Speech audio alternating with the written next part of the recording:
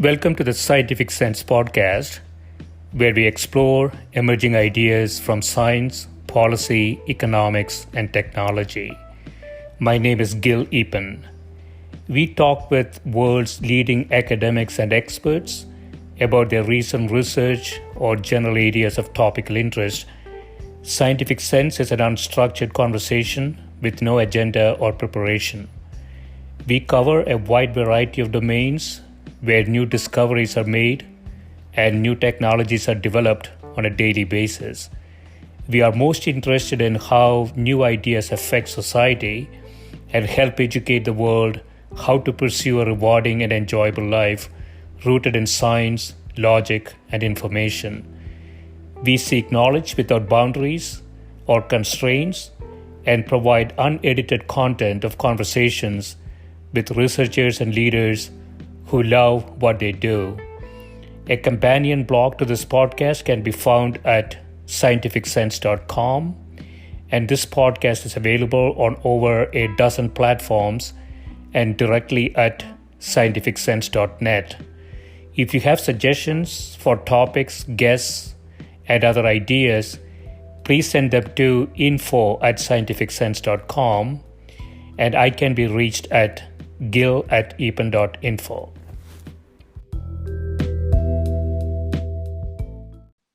Hi, everyone. The format today is a bit different. I have two guests, Doctors Heidi Tworek and Dipayan Ghosh. And as listeners know, we typically talk about emerging research and recent or unpublished papers. Today, we are going to focus on democracy, elections, and the role of media. Before we start, I want to give a shout out to New Zealand and Prime Minister Jacinda Ardern, who had a landslide victory today. This tiny island down under restores my faith in humanity and democracy, as it often does. A country truly deserves the leaders it gets, I believe. Now on to introductions. Heidi, you want to go first? Sure. So I'm Heidi Tworek. I'm an associate professor of public policy and international history at the University of British Columbia in Vancouver, Canada. And I study the history and public policy of communications and media in Europe and North America and around the world. Great. Dipayan? Hi, my name is Dipayan Ghosh. I lead the Digital Platforms and Democracy Project at the Harvard Kennedy School. And very happy to be here today, Gil, and with you, Heidi. Study primarily social media platforms, their business models, and their impact on society. Great. And so we have two experts, both in terms of history of democracy and history of nations, as well as more modern times, how social media and other things might have affected the functioning of democracy and the outcomes. So Heidi, could you sort of lay out the history a little bit? I don't know, we have over 220 countries worldwide. I don't know what the status of democracy is today. Could you lay out a bit of a history for us? Yeah, sure. So, I mean, we have a lot of places that are monitoring various aspects of democracy, right? Whether it's freedom of the media through NGOs like Freedom House, or others who are academics who are monitoring just what is the status of a democracy, right? Because we often say democracy, but there's actually questions of how robust is that democracy? Is it flawed in certain ways? How easy is it for people to vote? And even within authoritarian systems, you can have competing authoritarianism where there's still an election, but it's incredibly hard for the opposition parties to win. So to give a brief and potted history, since the end of the Cold War, there was a period in the 1990s where democracy seemed to really be on the ascent, where the number of democracies, but also the quality of democracy seemed to be going up in a huge number of places. But we have seen over the last 20 to 25 years, a huge amount of democratic backsliding, something that has happened all around the world in different places, and that has caused a great deal of concern for scholars, because it's not just that countries are no longer democracies. It's that the quality of their democracy is changing, that they are becoming flawed in new ways. And particularly related to media, Freedom House has been documenting for quite a few years that the freedom of media around the world is also consistently decreasing. So that includes attacks on journalists, inability to do their jobs. But I think I would add one other thing, which is also the economics of it are also a threat to democracy, because it undermines the ability to have a whole host of different types of media outlets that are financially robust and can report. So I think we unfortunately are in a period where there's a whole host of reasons to be very concerned about democracy. Right. Yeah. There is a scale problem, obviously. So if you look at some sort of a democracy index around the world, you see, I mentioned New Zealand, many of the Western European countries is still pretty solid democracies. But this retreat that you talked about appears to have happened in large countries, large democracies. Is there a specific reason for something like that to happen? So I think we've seen it not just in large countries, but also in some smaller and newer democracies. But before I get into the sort of negative, I would say that you're quite right to point to some places where democracy has actually become more robust in some sense. South Korea would be one of them. Actually, their election in April, which was the first major nationwide election during COVID, they had a turnout of 66%, which was the highest turnout in 28 years. So I think we do see some bright sparks in this landscape. But there are a whole host of reasons why I think democracy is facing problems. They are intertwined and they are complex, to do with immigration, rising inequality, rising populism. And we also need to throw, and Dipayan can talk more about this, social media platforms into the mix, which often, I think, accelerate many of the other trends and discontents within democracy that I've just listed. Yeah, so that's an area we want to explore. So, Dipayan, you have done a lot of work in this area, and we have seen effects of social media in the US in the last few elections, and it is increasingly a complication or a worry for many policymakers. You want to talk a bit about sort of the status of the I would say the takeover of democracy by social media? Yeah, I mean, luckily, I don't think social media has completely taken over democracy, but for what it's worth, it has definitely impacted democracy in many ways. Stepping back for a moment, and Heidi is a much more renowned scholar in the area of media regulation, history of media, but we had a traditional media ecosystem that was really well defined by broadcast, radio, traditional print. We over the years had a few technological trends around increasing processing speeds and increasing capacity to store data, and of course the advent of the internet itself as well, which really allowed the rise of dominant new digital platforms that have drawn human citizen attention away from traditional media formats into these new platforms. And what does that mean? It means that it's sucked a bunch of economic activity from the rest of society into these platforms. That's not a good or a bad thing. That's just a scientific thing, if you will. Yeah. In the sense that this is a instantiation of just the technological base evolving over time, moving us towards social media. And admittedly, what that has meant is that as social media and internet platforms have become more important in the context of our daily lives, they have also impacted democracy, because democracy is everywhere. It's how we consume. It relates to everything in terms of how we consume media and form a.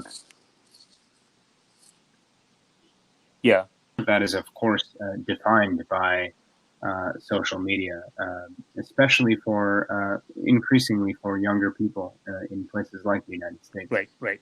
Yeah. So I want to rewind time a little bit. Get, maybe for just nostalgic purposes that some listeners might might appreciate.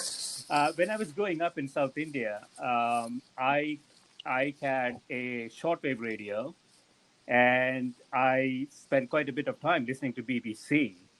I should admit, mostly for cricket, but sometimes for sometimes for news as well. And so my conception of news is really listening to BBC. And my grandfather, who was a senator in the southern state, also had BBC on all the time. And so that's how I grew up. And nobody listens to radio anymore. Perhaps a podcast is sort of a new version, perhaps, of radio, but it's different. And so Heidi, is there sort of a historical merge of information flowing to people as technology changes, and what are the effects of that? Yeah, I'm glad you asked that question, because the book that I wrote that was published last year was really all about how new technologies can change politics and economics, and why it is, in particular, what I looked at was why it is that the Germans in the first half of the 20th century became really interested in news, and particularly in the new technology of wireless and radio, to try to change politics and economics and cultural understandings of Germans, both within Germany and around the world. So I think one of the things that's helpful for us when we think about our present moment is to recognize there have obviously been new media technologies in the past, and policymakers, industrialists, journalists, academics have all looked to those technologies and tried to use them to shape politics, economics, and so on. And obviously, I was looking at a particularly fraught period, right, when Germany goes through being democracy and then descends into the horrific Nazi period. But I think there is a lot that can tell us, because it tells us that these fights over what a new technology can do, what it should be, whether it should serve democracy, whether it should be allowed to be global, these are fights that we've had over technologies before. And it pushes us to ask the question of what is unprecedented about our present moment. And there are certainly things that are unprecedented, but then there are these power struggles that I look at in this book, the ways in which fights over regulation happen, that certainly have happened before with things like radio or even TV, and you go back even further and you get to telegraphy. So I find that to be very helpful in thinking about how to address our current problems, is just to be able to disentangle what's a fight that we keep having about new media technologies, and what are the things that are truly unprecedented about these platforms. Yeah, so either one of you can respond to this. So do we see a difference between, let's say, Western Europe and, let's say, US, for starters, the way that technology is used and consumed? For example, I don't know too much about this, but in Germany, I believe they have only a few channels on TV, and really the news that they consume is really from maybe one or two channels, and as opposed to, I don't know, 500 channels in the US. So do we have a view as to if there is a significant difference in how technology is used and consumed by people who get news in Western Europe and the US? I suppose I can tell you that, because I write about Germany amongst other places. So you want to ask about the present, right? So what are we currently seeing? I mean, we do see I'll just take Germany, because it's the place I've written the most about in Europe.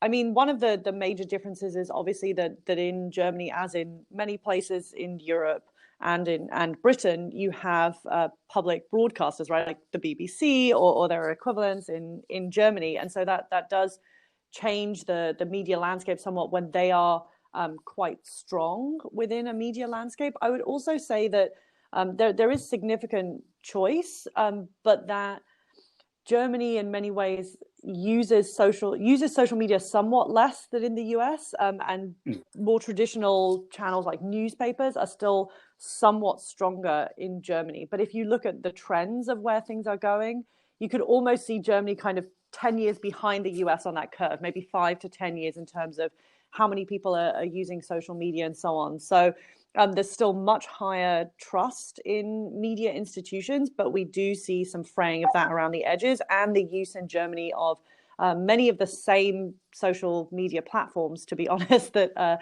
get used in the US, which is, I think, the source of some of the concerns that Europeans have about how those platforms are structured through an American way of viewing a media landscape, and what that does to a somewhat different European way of thinking about how you communicate with publics and how media should function.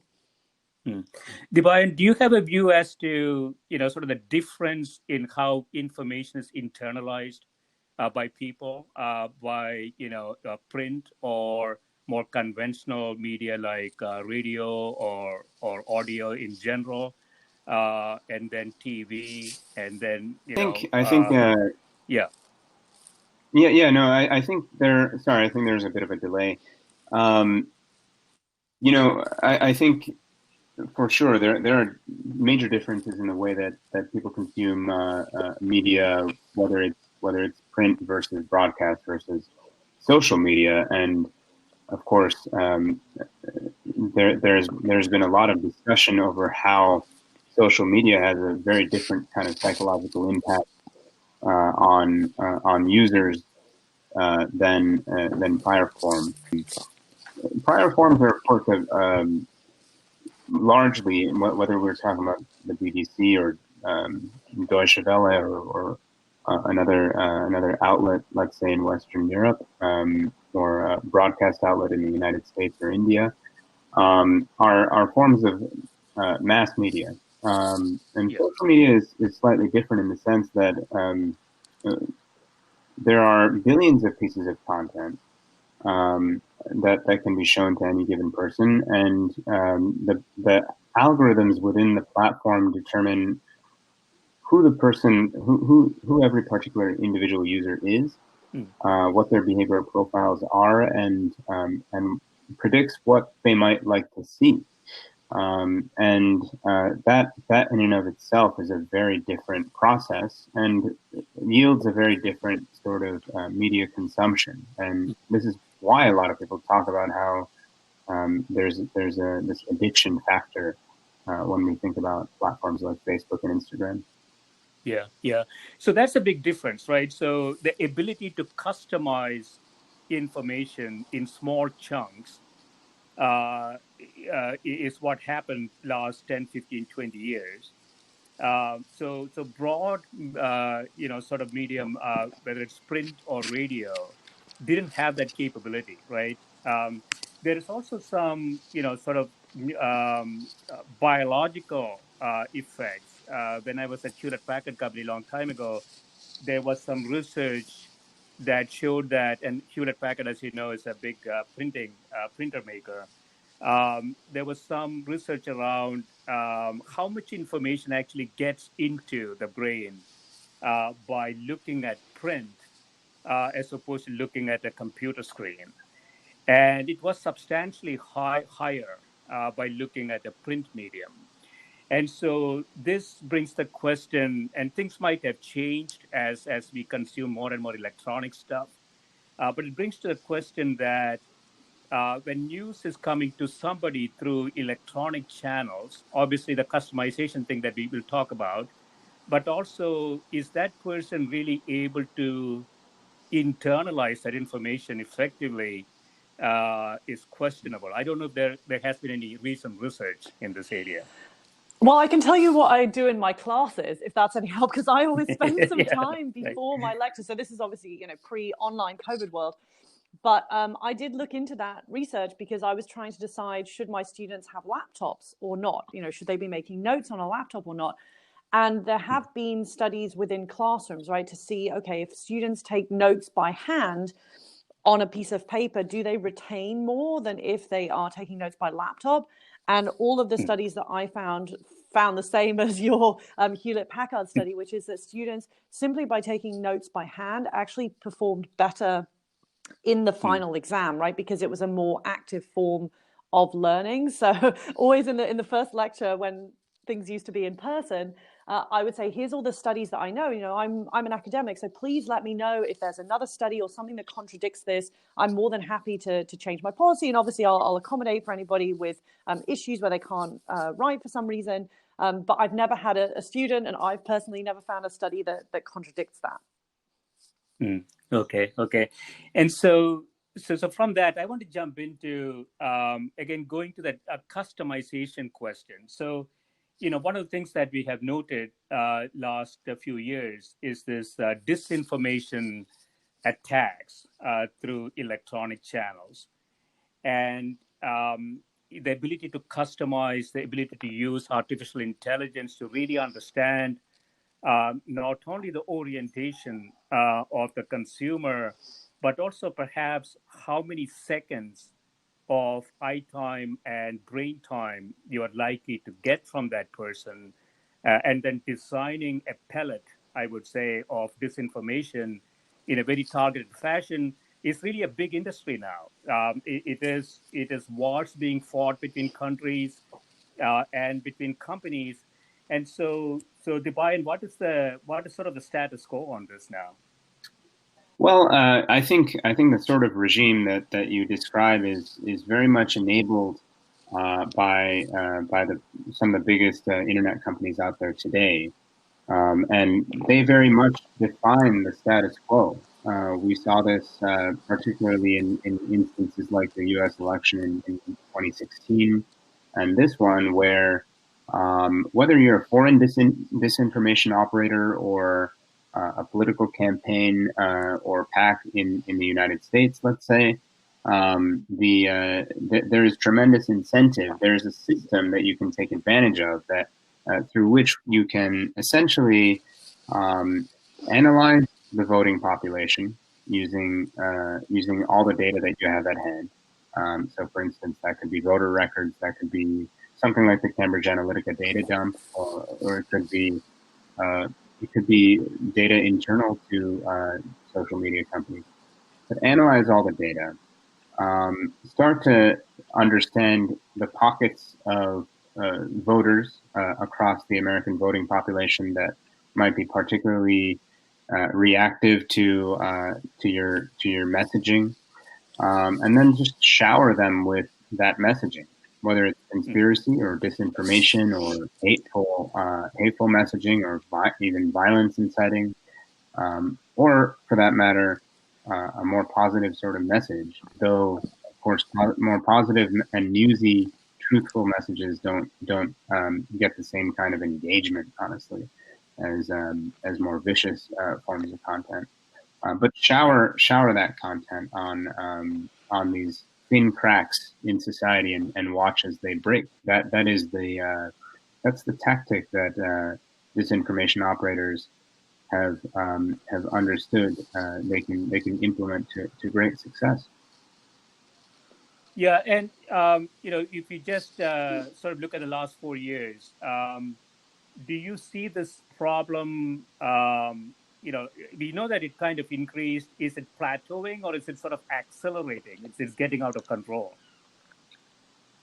I think it's accelerating in the following, and I think there are reasons why we can see more activity.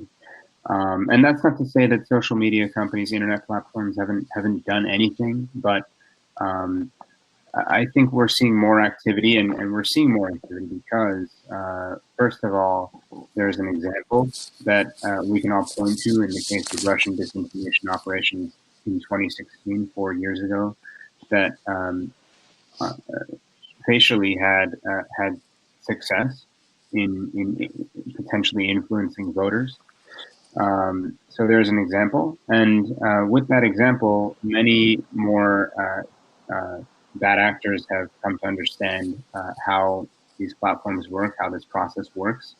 And meanwhile, I think the companies in question could have done a lot more. I'm talking about, of course, about the biggest internet companies in the economy, in Silicon Valley, and they could have done more.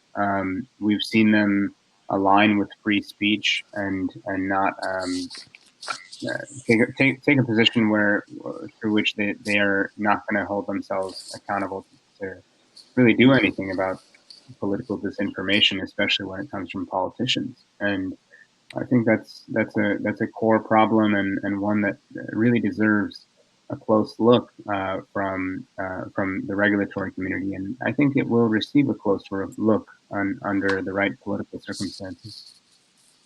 Right. Heidi, is there any research around, this is just my intuition, there is some network effects, right? So let's say somebody sets out to, sort of spread disinformation. That disinformation can sort of increase in the population through network effects.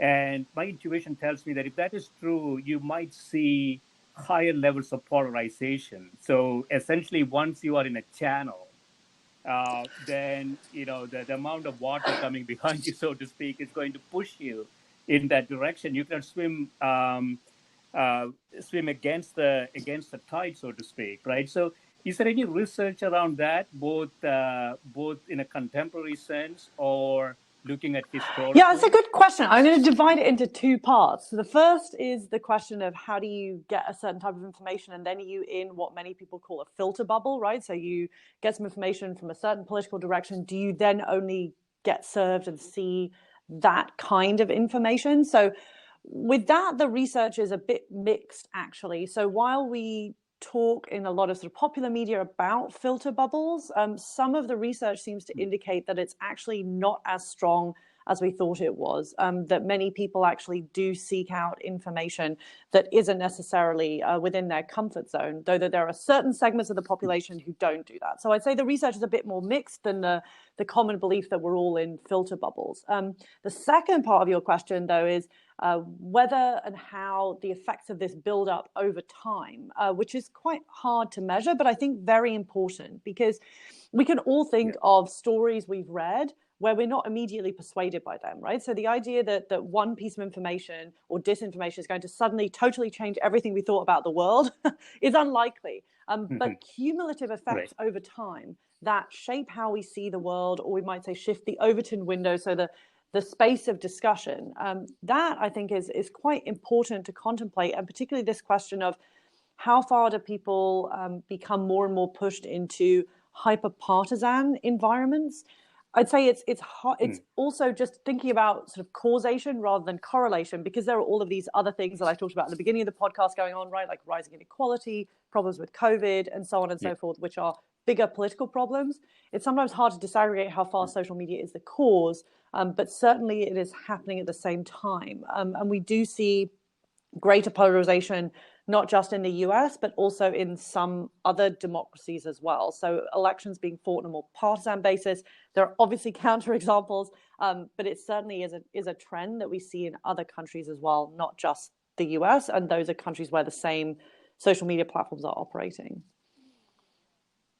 Yeah, so it's sort of puzzling in one way. I would have thought that education per capita is increasing. What I mean by education is the level of education that the population has reached.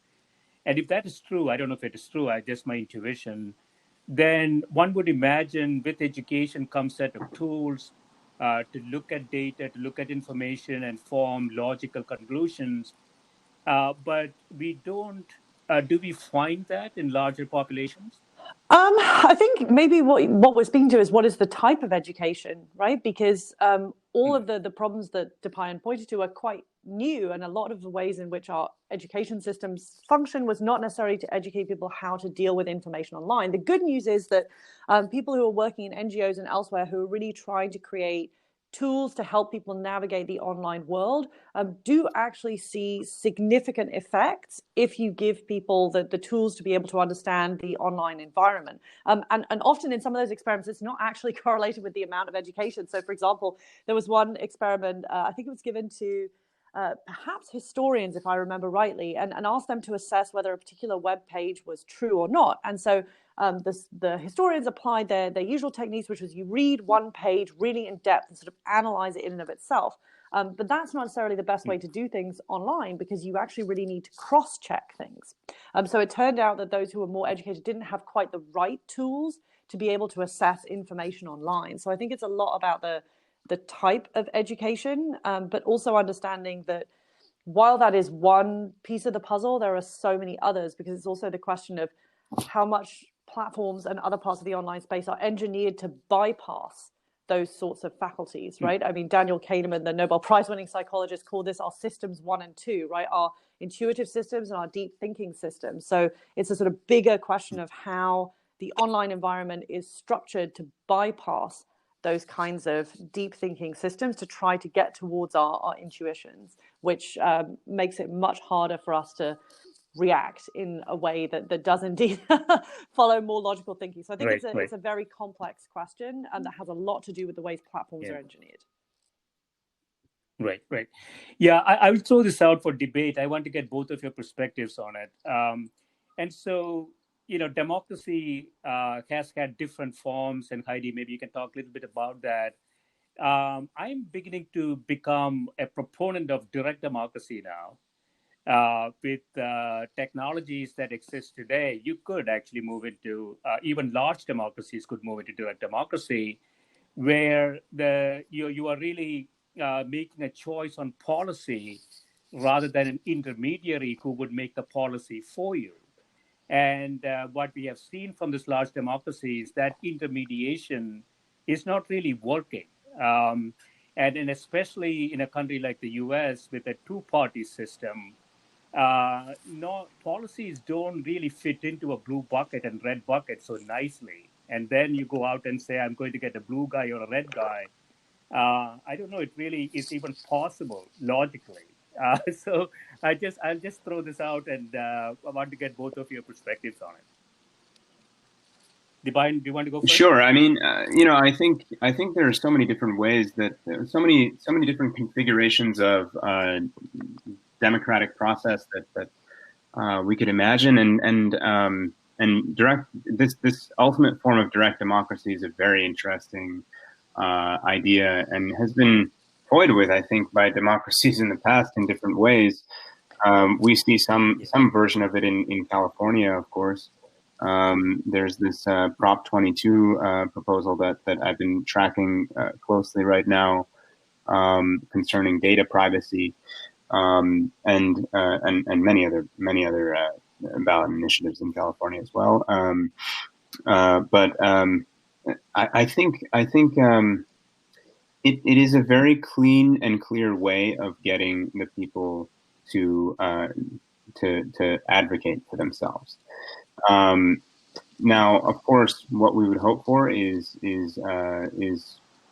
all the conditions necessary to make this kind of process, make this kind of a democratic system fair, secure, safe. But having met those conditions, I see no problem with this. The problem is, of course, that it's very hard to meet all those conditions around, educational level and many others. You could kind of think of many ways that you could gain this sort of a system. One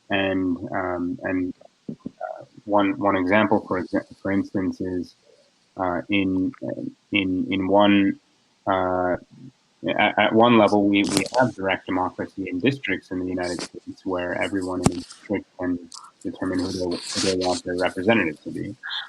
But of course, that's not the fairest system in many districts.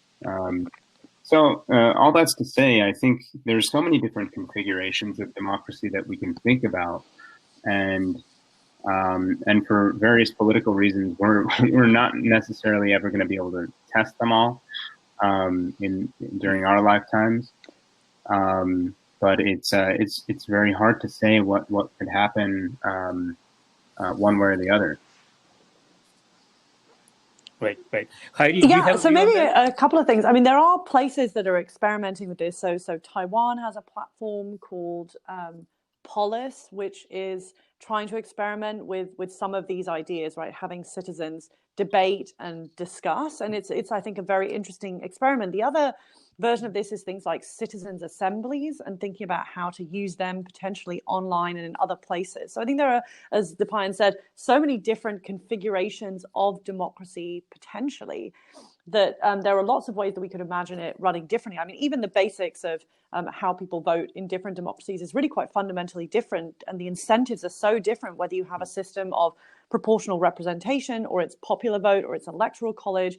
We can see the ways that changes democracies. But I think regardless of any of those systems, we also see a deep dissatisfaction with democracy in the way that it's currently functioning. So thinking about how democracy not only needs to be defended, but also reformed to be more responsive to many of the concerns of citizens seems to me a really important question that deserves a lot of discussion. Right. Yeah, this has been great. We'll take a quick break and we'll come right back and continue the discussion.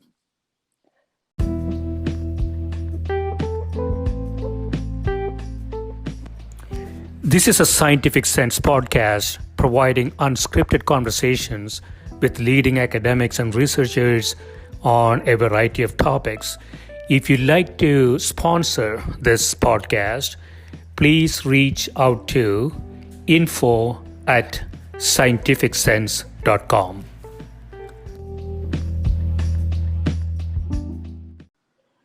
So we are back. So Dipayan, you are in the midst of the U.S. elections. You're spending time in Washington. You were involved in the previous administration at some level. There's there are a lot of concerns around the upcoming U.S. elections. Some of them expressed by the president himself, and some by others. Can you give us sort of a sketch of what you believe is happening and what we can expect in the next 2 weeks? Well, it's a great question. I think what we're seeing, of course, is that it's very widely reported through many polls that former Vice President Biden has a very strong lead over the president, and I don't think many people expect that to change. There's one debate left. There's question over whether that debate will happen, or even if it's allowed to go forward in physical format, whether the president will test negative by then. So I think there's a lot of question. And the expectation is that going into the election, Biden will be maintaining this very strong lead. I think there are a lot of concerns, though, for supporters of the former vice president that, we have seen another candidate in 2016 go into election night with a strong lead. Or at least the month before the election, going into that last month with a strong lead. The WikiLeaks scandal, as well as the Comey letter, and then certain other forms of misinformation and disinformation may have affected that last month. I personally think it affected that last month, and that may have swung the election by the end of that month. And so I think that people are being quite cautious in 2020. In the social media context, more specifically, we are seeing so much consternation over the dominant platforms. Twitter, for instance, has banned all political advertising. It did so a year ago in the lead up to this election. Facebook has not. And I mentioned those two companies only to kind of set these 2 points on the spectrum.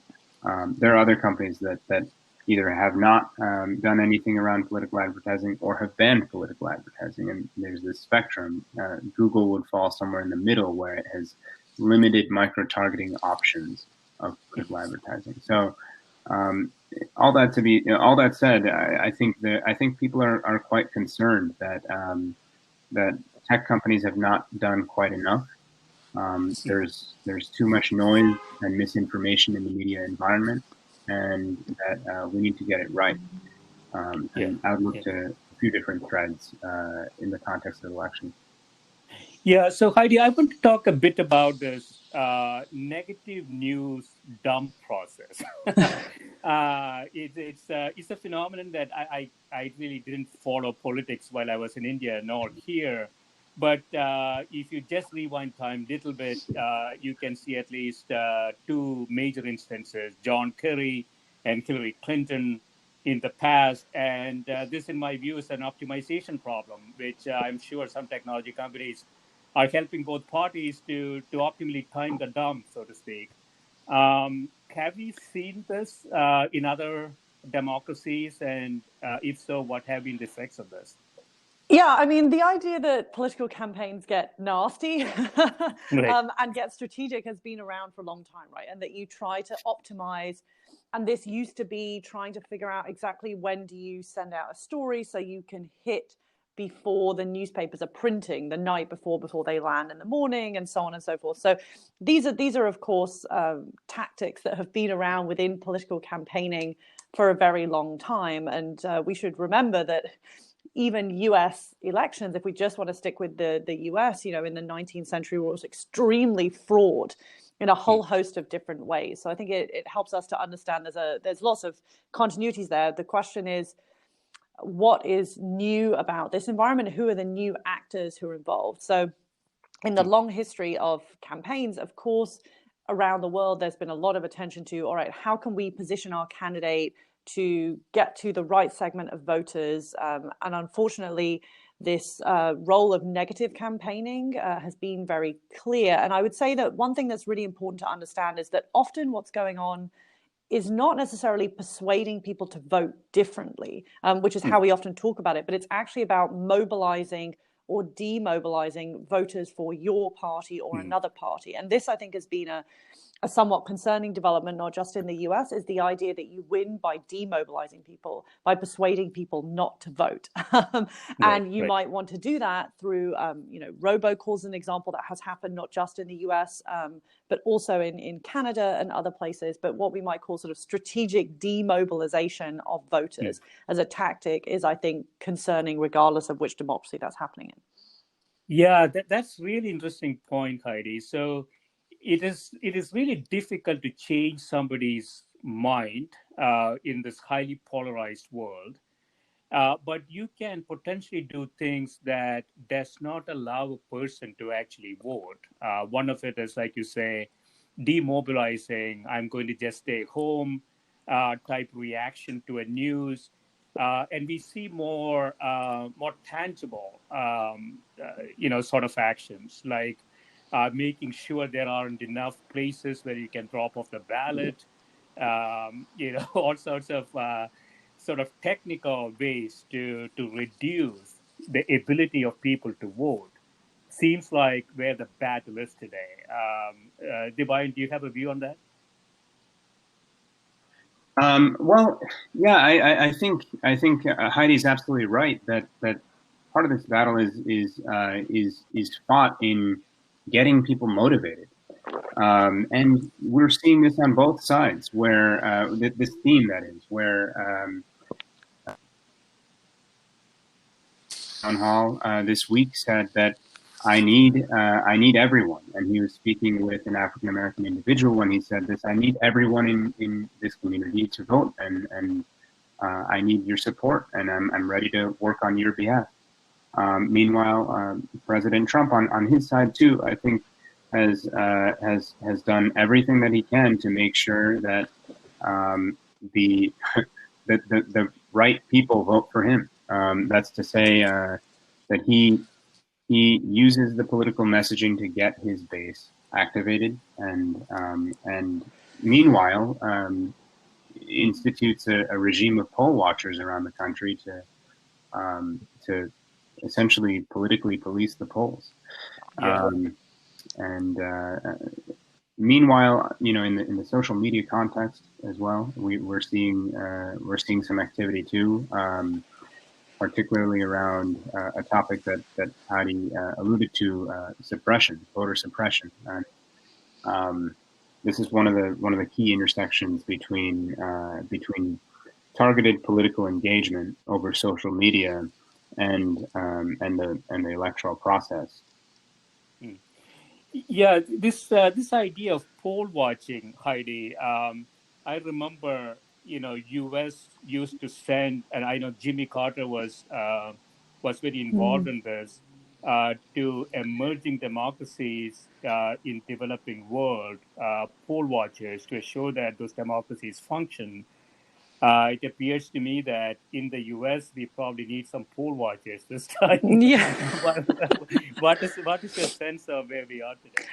Yeah, I mean, we're in a very concerning place. I'm sitting here in British Columbia, where there's currently a provincial election happening, and last week I watched the leaders' debate, and directly after the leaders' debate was an advertisement informing people how to vote by mail and giving them a sense of how to do it, right, in a completely non-partisan fashion, right, encouraging people to be able to vote safely, something that we've also seen during the pandemic in many other places around the world, like South Korea, New Zealand, or other Canadian provinces that have also run elections. So I think I just say that to make very clear that it is possible to have free and fair elections during a pandemic. It has been shown by multiple democracies. So there really is no reason why that cannot happen. The pandemic is not an excuse in any way, shape, or form for voter suppression or questioning procedures around, say, mail-in ballots, for example.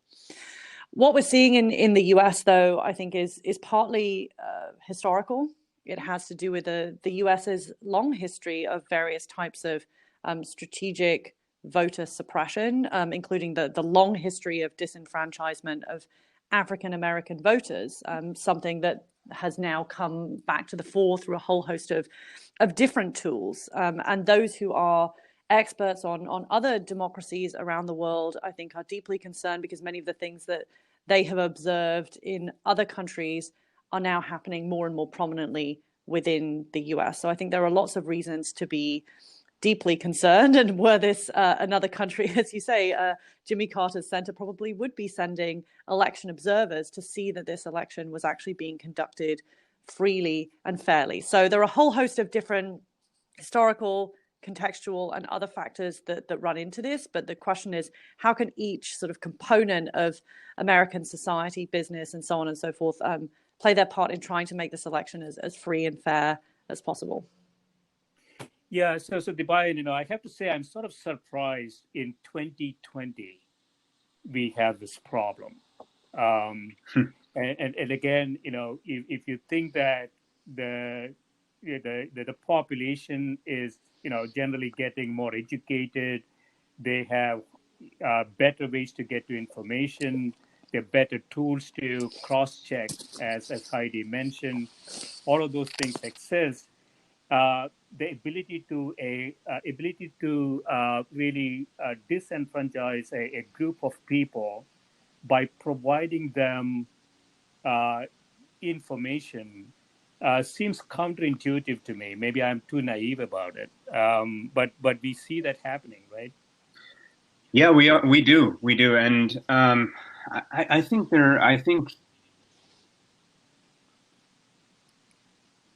we have to acknowledge something that Heidi mentioned earlier in the podcast, which is that there are economic disparities in the United States, and they seem to be we seem to be drifting apart further and further across those economic lines, and that drift is also affecting our politics and our society and everything, our culture.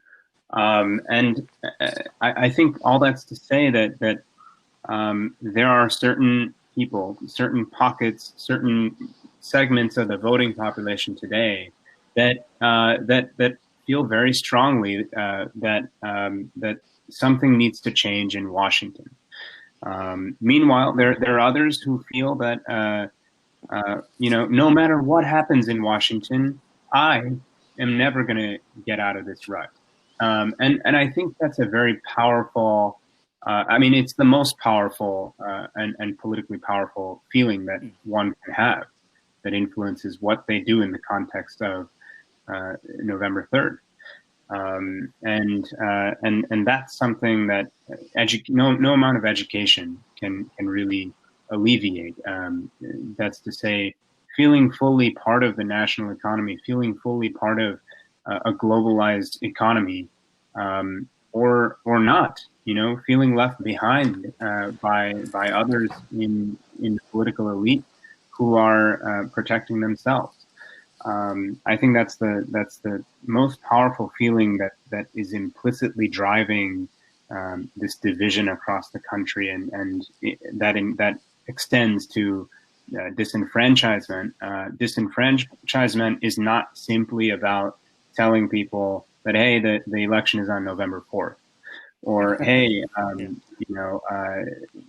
other various lies that simply are the only factor in the disenfranchisement of certain voters. No, I think there are often underlying circumstances, economically, socially, politically, that serve as undertones to the decisions people come to that we describe as disenfranchised.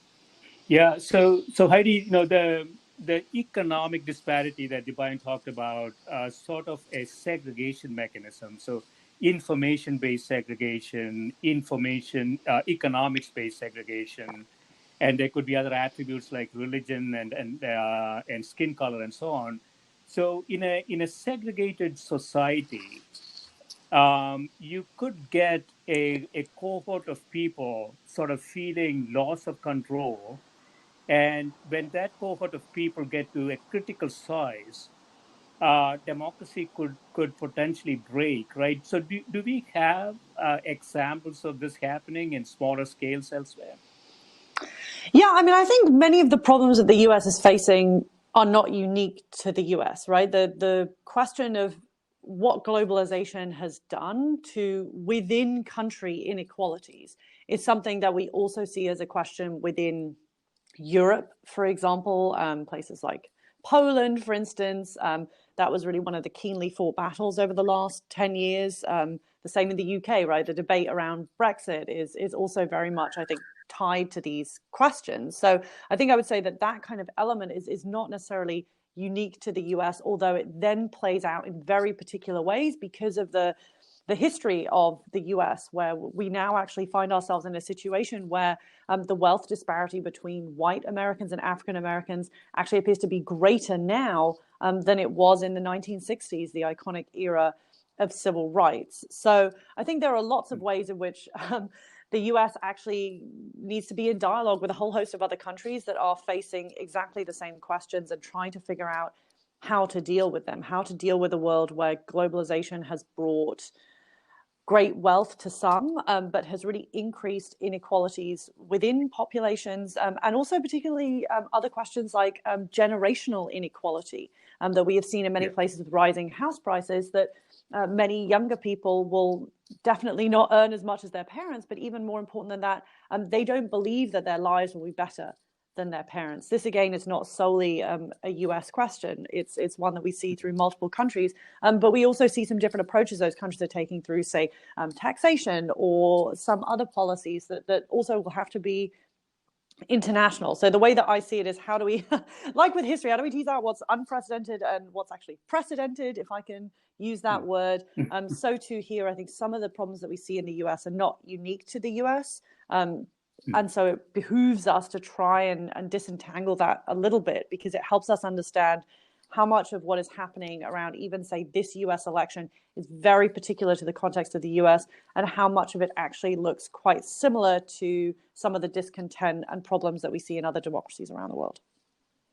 If I could briefly add, Gil, absolutely. I couldn't agree more with Heidi. This is not a set of problems that is confined to the U.S. In my personal view, either. What's happening in the U.S. is it's a circumstance that's defined by this disparity in economic outcomes for people. which can very well and is happening in other parts of the world. But I was just looking earlier today at a journalist friend of mine, April Glazer, who writes for NBC. She's an investigative journalist on social media and democracy, as a matter of fact, and she really interesting and pointed to a question that was asked to Vice President Biden during the town hall this week by a young African American individual, and noted that in referencing that question, noted that voter depression is about really the goal of making people vote feel that there's no reason to vote, right. Stoking their inaction and apathy, and that's really I think driven by this distaste for Washington D.C. in many camps of the voting population. Yeah. These inequalities that both of you talked about, when we think about it from a policy perspective, we tend to look at it as a problem that needs to be solved in that context. But I think what you're saying also is that inequalities are threats to democracy. It's a real threat to the system. So, these are not things that you can just think about solving from taxation or wealth redistribution. All of that might be interesting ideas, but more importantly, it actually acts as a threat to democracy.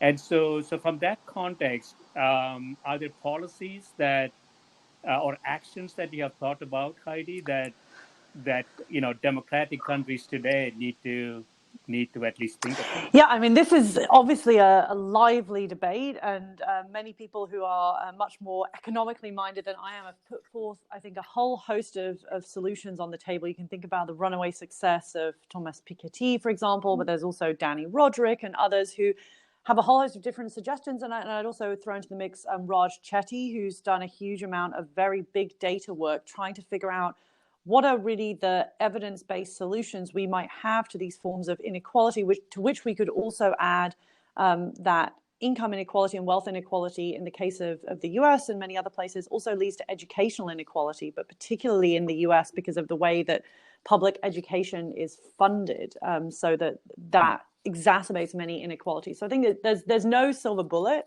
but there are multiple solutions that are being suggested, whether it's different forms of taxation, trying to deal with tax havens in different ways.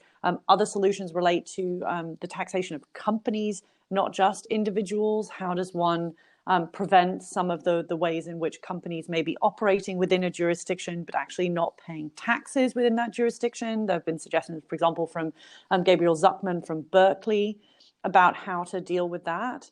So I think there are a whole host of different potential policies that can be enacted. There isn't going to be one silver bullet. But one thing that I would add is that it's really quite astonishing to me now, living in Canada, that I learned a few years ago that actually you're much more likely to achieve what we might think of as the American dream in Canada, which is to say the chance of you moving from the lowest quintile of income to the highest quintile, right? So we think about economic mobility, that's twice as likely to happen in Canada as it is in the United States.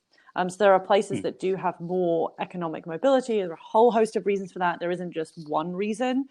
So we find ourselves in a situation where there's a lot of work to do. Yeah. I want to touch on, it's a related topic, and I want to get both of your perspectives on it. So my view is that many of these policy choices are really complex. So I can think about healthcare, education, energy/environment. They are complex from a technical perspective. A famous politician once said, nobody knew healthcare is this complex. Probably did not know much about healthcare, perhaps, but these things are extremely complex technically, as most people know.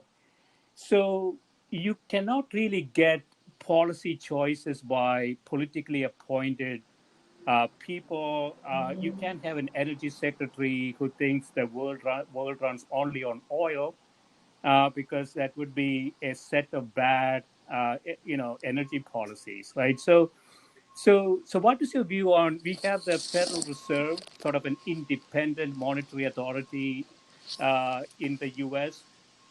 Should we have independent healthcare, education, and energy authorities who are then tasked with making policies rather than the political infrastructure that does not seem to have the expertise to do so? Heidi? Yeah. Well, I mean, we do have some of those authorities in a sense, right? Depending on which country you live in, and the U.S. is quite unique in the number of people who are elected or appointed to those types of positions, right? So something like the fact that you can elect judges or fire chiefs, right? Or the head of the CDC is appointed is a quite unusual thing to have within a democracy.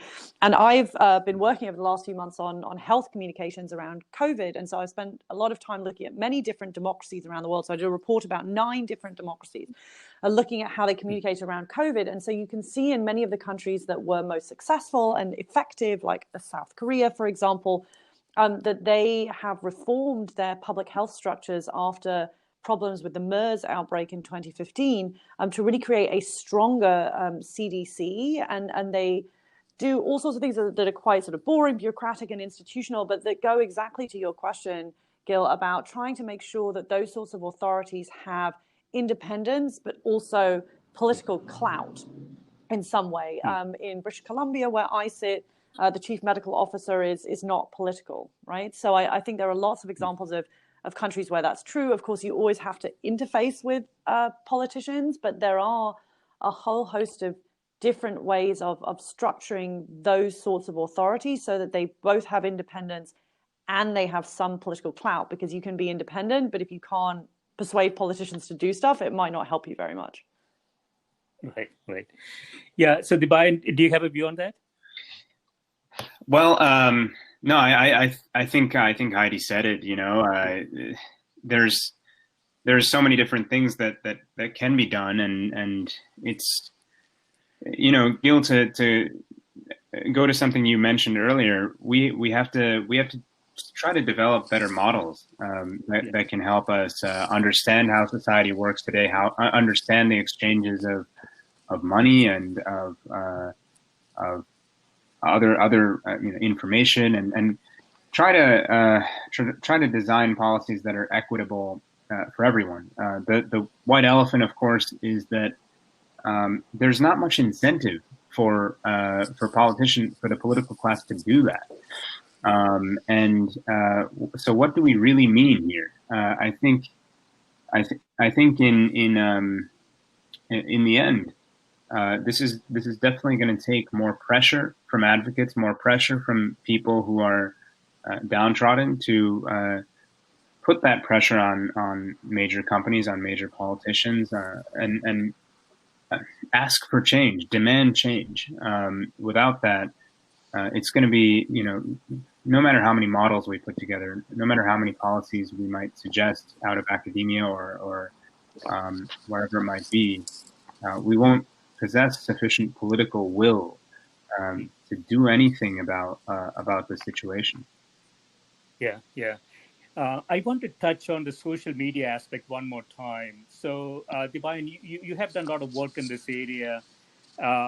We have 6 or so that appear to be monopolies in this arena, in the social media arena.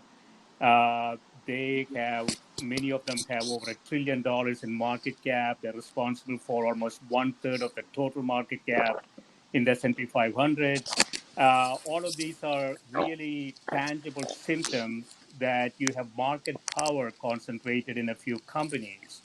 But from a regulatory perspective, do we have regulations that are effective?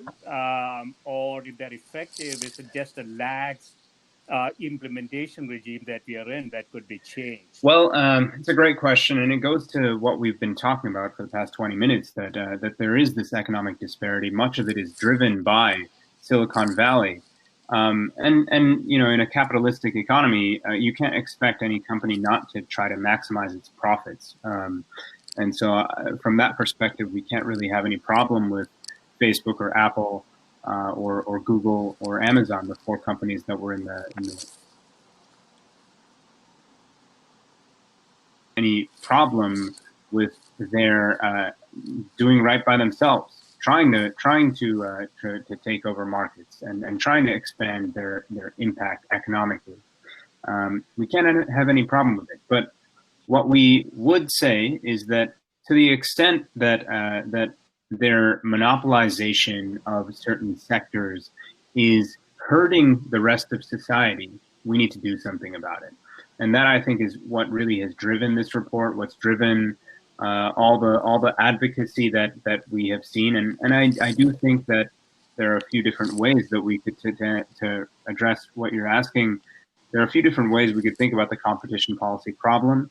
And it's a long conversation, but in the end, I think it'll boil down to, do we want to fundamentally renegotiate the balance of power between companies like Facebook and the rest of society?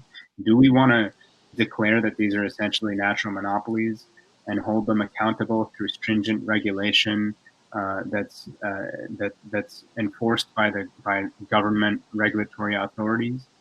Or do we want to instead kind of keep the internet as is for the foreseeable future, and maybe take certain marginal measures to let's say close down the opportunity for mergers and acquisitions or things like that for these dominant firms? It's going to boil down to that. And yet, there's a whole menu of options from a regulatory perspective that we could try to pursue. Too much to recount. Yeah. So in conclusion, I want you to make a prediction, not on the election, but the process. And so, are we likely, I'm talking about the US specifically now, are we likely to get a fair and free election? Are we likely to get results that are accepted by the population? And are we likely to get a transfer, if a transfer of power is needed, a transfer of power that you expect of a democracy? Heidi, do you want to go first? Being trained as a historian teaches you that predicting the future is a fool's game. Many people in 1989 who said the Berlin Wall would never fall. So I think that what I would say is I'm worried. That's one way. I'm worried about how this election will unfold and what a transfer of power could look like. And that worry in and of itself is an extremely concerning sign for a democracy. And it's something that, regardless of outcome, there needs to be a recommitment to figuring out how do we create a democracy where elections do not have the vast majority of experts looking at it, deeply concerned about what might happen. Dipayan? Yeah, I agree. I think we need to be wary, and we need to come in with the expectation that while we may have a fair election, there are politicians who often do exactly what they say they will do, and here we have seen that the president seems to be preparing himself for potentially a loss, as the polls very clearly predict right now, and is doing whatever he can to kind of protect his power. And I think in the end we will potentially see some of that, and we have to do whatever we can to prevent that kind of thing from happening. I serve on the National Task Force on Election Crises, and we are constantly thinking about different strategies to push back against the idea that a fair and free election should be challenged by any political faction. Yeah, yeah. It sounds to me that, it's a threat to the institutions that have been built up over hundreds of years. And it takes hundreds of years to build up a robust democracy. And you can actually lose it in a minute. And so, yeah, like you say, many people are worried. Hopefully we'll get a good outcome. This has been great, guys. Thanks so much for spending time with me on a weekend, and good luck with everything that you do. Thanks so much for having us. Thank you. Thank you. Thank you.